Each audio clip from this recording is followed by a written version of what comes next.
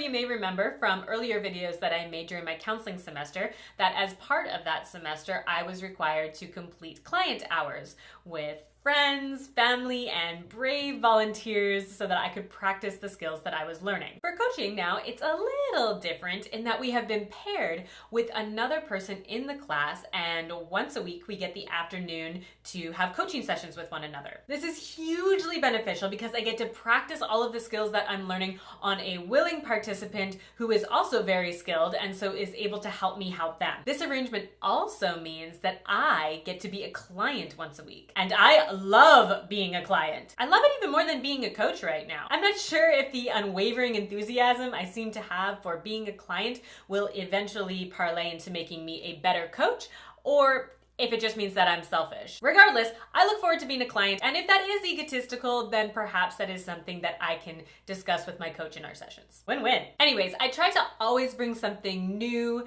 that's going on for me during these sessions to really get the most out of our time and really challenge my coach to practice her skills on me. Lately, however, I've noticed a common trend that seems to keep popping up in every session that lays the foundation for a lot of the current angst that I am experiencing in my life. The battle between my doing self and my being self, which, to be completely honest with you, isn't much of a battle at all. My doing self, that part of me that is goal-oriented and future-focused and always wanting to be productive, is completely kicking my being self's butt. My being self is the one that is supposed to just enjoy the moment and smell the roses and be okay with what is currently happening with no immediate urge to change it. I don't know if I've ever actually experienced that in my adult life ever. Being is incredibly hard. It sounds really easy, but it's not. Even when I do try to just appreciate the present moment, I get sidetracked by worrying about whether or not I'm doing it right. For example, if I'm watching a sunset, I'm like, okay,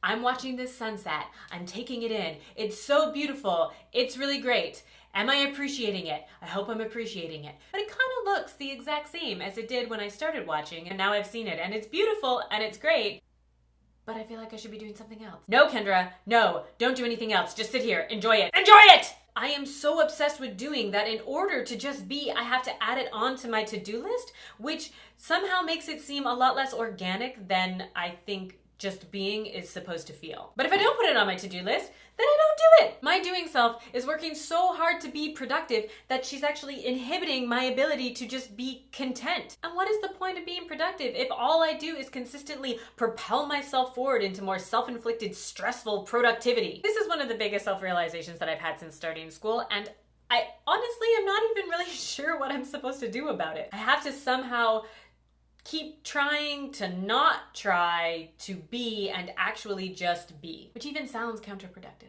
I am going on a hike tomorrow. I'm gonna start there, and I'm just going to try to not try to enjoy the hike, but actually just enjoy the hike without trying to enjoy the hike. That is all I have for you today for a little lesson with a touch of insight as to what is actually going on for me this week. I challenge you to try to find a way to just be without planning or forcing yourself to just be. And when you figure out how to do that, you need to tell me so that I can do that too. I hope you're having a more angst-free week than I am, and I will see you next week.